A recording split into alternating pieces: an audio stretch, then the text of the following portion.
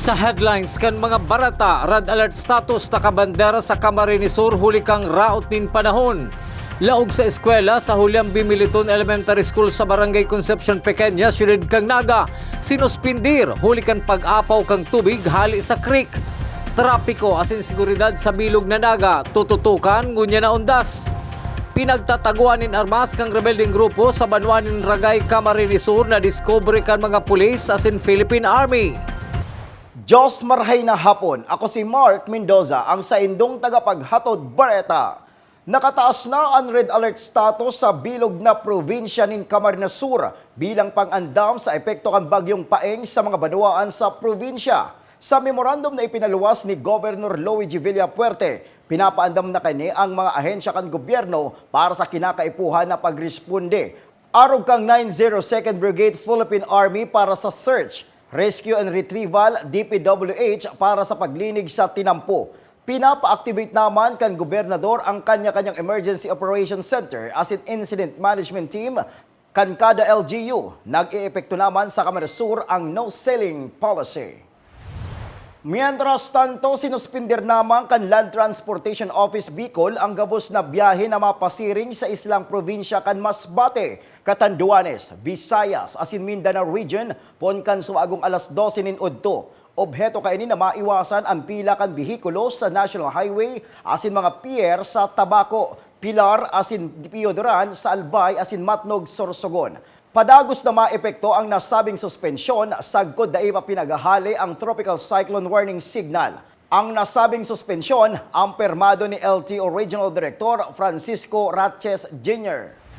Sa iba pang bareta, huli kan makusog na pag-uran, nag-apaw ang tubig sa creek na nag-aagi sa Julian B. Militon Elementary School sa Barangay Concepcion Pequeña, Ciudad Cagnaga. Huli kaini, apektado ang pagklase kan mga estudyante. Aramon ta ang kumpletong detalye sa report ni Melvin Machado.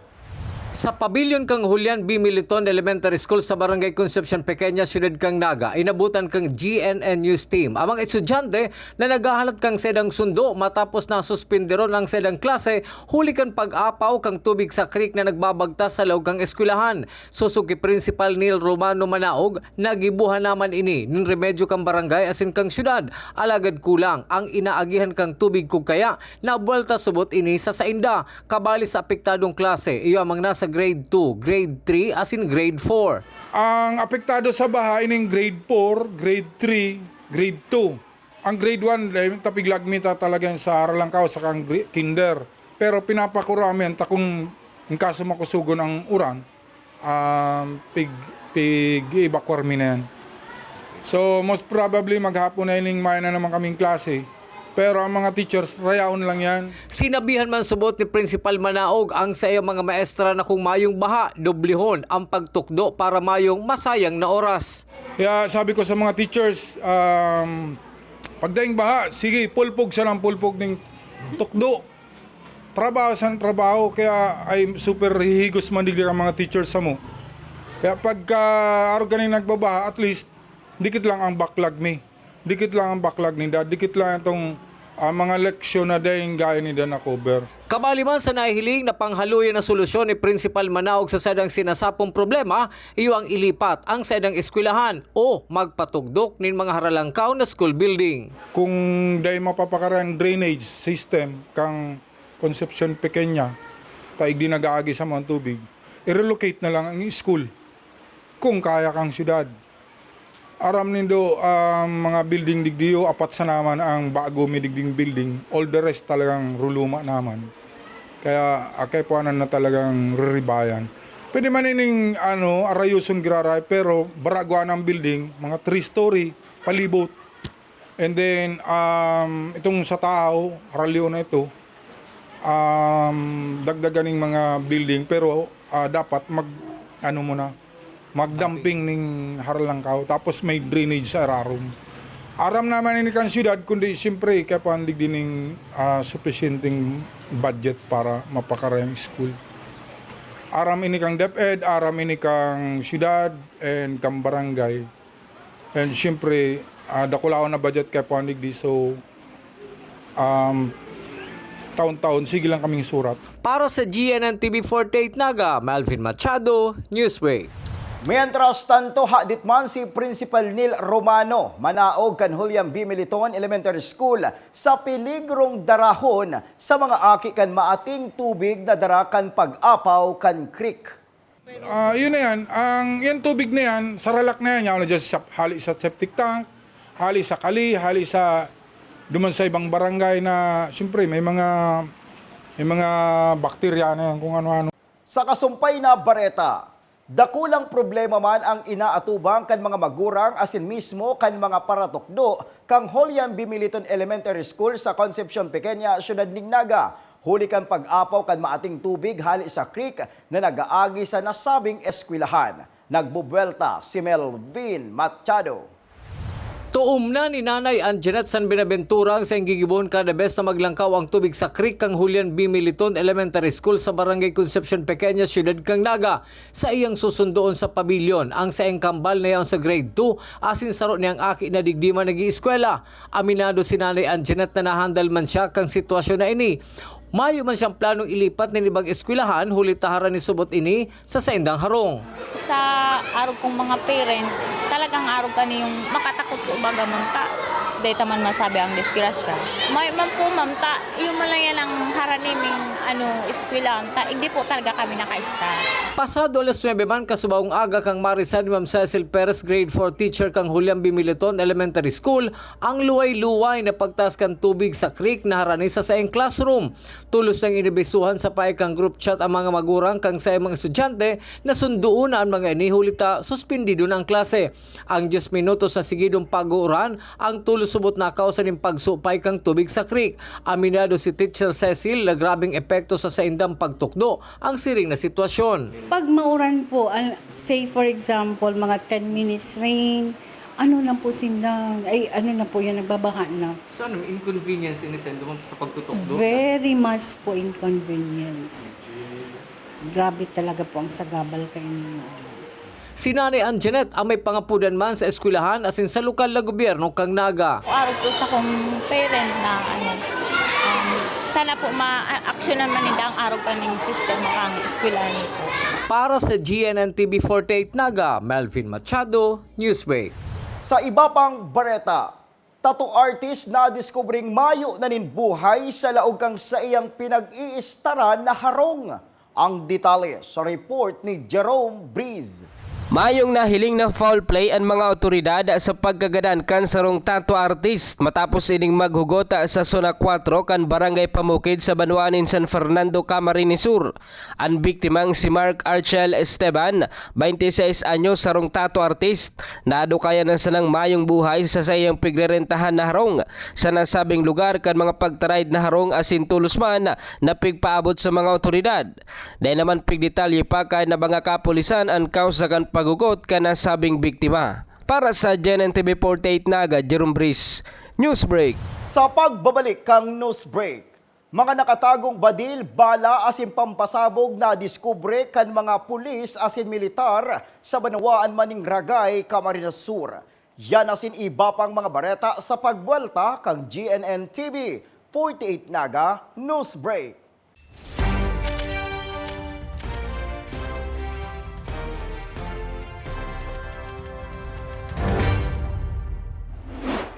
Mas pinalinaw, mas pinalakas, mas pinalawak. Ang GNN TV 48 Naga, digital na! Kung ang inyong TV sets ay digital ready na, pindutin ang scan o search channel button at makikita ang GNN TV Channel 48. Maaaring gumamit ng indoor o outdoor antenna para sa mas klarong panonood. Ganito rin ang gagawin kung kayo ay gumagamit ng digital box. Sa mga susunod na araw, asahan ang mga programang malapit sa puso ng mga Bicolano. Sa oras ng sakuna, isa sa mga kailangan natin sa ating tahanan ay isang gubag. Ang isang gubag ay naglalaman ng tubig, mga dilata at biscuits upang hindi tayo magutom, energy bars o energy drink, first aid kit, communication devices tulad ng flashlights at batteries, whistles o pito, portable radio at extra cellphone. Mas mabuti kung meron tayong prepaid load guard. Tools tulad ng Swiss knife at gunting. Maaari din tayo magdagdag ng lubid. At huwag natin kakalimutan ang hygiene kit na naglalaman ng sabon, tissue, toothpaste, toothbrush at face mask. Sa lahat ng oras, laging bukas, nakahanda ang aming tanggapan. Tandaan, ang Bicolanong alerto, pirming protektado.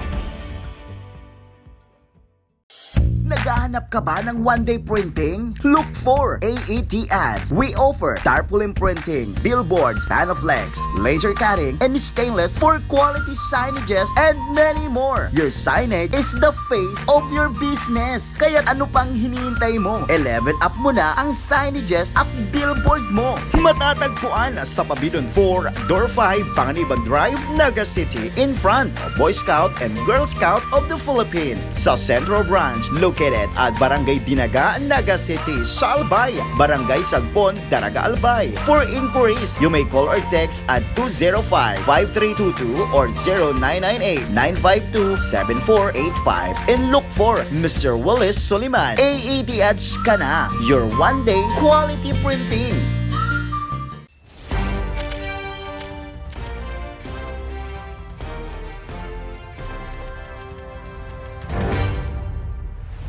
Padagos pa sa mga bareta, coordination conference para sa pag-obserbar kang undas nakasentro sa pagmanihar kang trapiko asin seguridad sa bilog na Naga. Ang detalye sa report ni Melvin Machado. Sa ginibong coordination conference sa panginginat kang Public Safety Office para sa pagandam sa pagrusok kang publiko sa mga kampusanto, nakasento ang preparasyon sa pagmanihar kang bulos kang trapiko pasiring sa mga sementeryo asin seguridad sa mga lugar na sakop kang kada police station na babayaan kang publiko na madalaw sa mga kampusanto. Susuki Mr. Renigumba kang Public Safety Office mayong road closure imbes rerouting sana urog na sa Balatas Road. Kasuudma pinagpresentar so nagkakapirang mga rerouting nagigibuhon. May maning road closure, alagad may mga rerouting kita kang bihikulo, particularmente dyan sa may Balatas area. Ini po ginigibo ta pre-pandemic period pa. So i-resume ta one way ang Balatas sa panahon na pun alas 12 hanggang sunod na maagahon kang pitsa 2. Sa araw kaya na schedule, antisiparanta na dakol ang tao sa kabihikulo. Ang lakawan po kang tao sa may right side, kang tinampo, kung paduman ka sa Santo Niño, aling Balatas, ang itong wala tutugutan tang magparada giraray, duman sa left side. And then aside from that, may mga private parking area na mabukas para sa mga bihikulo. So pwede nila itong garamito. Kung dati one-way sa Francia, San Felipe, ngunyan two-way na ini, hulit na mahiwas na subuot ang tinampo. Siring man po so arrangement sa Concepcion, sa may sementeryo, as in sa San Felipe. Ang pagkakaiba lang ngunyan, two-way po ang Francia, San Felipe. Dahil na iwa one-way. Dahil mahiwas na so tinampo. In fact, pwede kitang magtugot na magparada sa mga tao sa duwang gilid while maintaining the main road open. So, duwang lane usable, two-way, and then sa mga remaining lanes, kung kukulangan kita ng parking area, ipapagamit ka. Gabos man subot ang kampusanto sa Naga ang lalatagan ng pulis na kadeploy man ng Bureau of Fire Protection as in medical team. Hulit na gabos siya ng atensyon sa kampusanto. Gabos na kampusanto, igwaning mga deployed PNP personnel, BPATS, intelligence personnel na masecure kang sa itong mga kahimanwa sa saindang kasibutan. Pero kasabay kayan, yaon man so grupo kang Bureau of Fire Protection sa area. And at the same time, igwa din ng alerto sa mga respective station commanders na dahil mawawalat sa mga kanya-kanyang harong na baka maing tao sa iba, kaya ma-intensify din ng patrol sa mga barangay asin sa mga kapulisan sa aldaw na iyan. Para sa GNN TV 48 Naga, Melvin Machado, Newsbreak. Mientras tanto, higot na babantayan kan Police Station number 5 na pinapamayuhan man ni Police Major Alex Sumayaw ang Bicol Central Station kung saan pinaglalauman ninda ang pagruso kan mga pasaherong mapuruli pagkatapos kan sa indang pag-obserbar ninunda sa saindang kanya-kanyang mga probinsya digdi sa Bicol. Permi po kita, maski mayo po ning mga okasyon, permi po kita may pulis dyan na nakadeploy sa satong bus terminal, and lalong-lalo pa ngunyan na maabot ang undas, madakol ang tao, madakol ang biyahero. Yaw po dyan sa itong kapulisan, may dagdag pa po na augment kayo ng NCPO pag mga araw po kayo ng mga okasyon. Yaw po dyan na visibility bus terminal ang kapulisan. Sa satuyang police report, lalaking embwelto sa sarong aksidente asin yaon sa impluensya nin Arak, naglukso sa police mobile kang naga para magdulag. Detalye sa report ni Jerome Breeze. Nahampangon yan sa kasong resistance to disobedience to person in authority ana sarong motorista matapos sining magpurbar na magdulag asin pigtulod pa ang sarong pulis mantang sakay nin mobile sa Lerma Ciudad de Naga. Sigun kay Police Major Alex Sumayaw, nagresponde ang mga kapulisan na sa Barangay Diangdang matapos ang nangyaring aksidente sa pagultanan kan suspect na si Eric de la Trinidad. Sakay kan sa iyang motorsiklo na pigtutubudan na naburat asin na sarong utility vehicle na pinagmamanehuman ni Nestor Palma, 60 anyos. Kadmayong may presentar ng mga dokumentos ang suspect asin kan pagsakay sa mobile dagos sining tuminagbang tanganing magpurbar na magdulag. Alagad dagos manininga na aresto kan mga kapulisan. Ito po, regular filing ito, base naman sa vehicular accident, regular filing, pero dahil siya nakaluwas dahil na-filing siya po itong kasong resistance and disobedience dahil itong kaburatan niya man sa katakutan niya iyon sabi sa ko na naitok lang niya ang sarong polis dahil sa katakutan gusto magdulag, and yan manggiraray din sa mga sa estasyon dahil itong nagkaigwa siya ng inquest proceedings na i-file may ang kaso dahil duman sa resistance and disobedience. Sangon niya na sa kustodiya na kan PNP Naga ang suspect tanganing sangatan nin maninigong kaso. Para sa GNN TV 48 Naga, Jerome Breeze, Newsbreak. Padago sa mga bareta, nadiskubrikan pulis asin militar sa tagong barangay sa Banwaan in Ragay, Camarines Sur ang 4 na unit ng M16 rifle na mayo ng serial numbers. Sarong M14 rifle na may serial number 555097. 16 na lata nin improvised explosive device, 30 meters nin detonation wire, 2 halabang pidasong aluminum magazine para sa M16, sarong halabang magazine man para sa M16, mga bala asin iba pang kagamitan na pinag-turn over na sa Camarines Sur Provincial Forensic Unit para sa ballistic examination. Resulta subot ini kan mahiwas na intelligence operation kan PMP asin Philippine Army sa rehiyon. Asin yan ang katiripunan kan mga bareta ngunya na aldaw. Day malingaw na bisitahon ang samuyang official Facebook fanpage asin ilike ang GNN TV 48 Naga para pirmi kitang updated sa mga bareta asin istoryang bida ang Bicolano. Liwat ako po si Mark Mendoza. Digdisa na yan sa GNN TV 48 Naga News Break.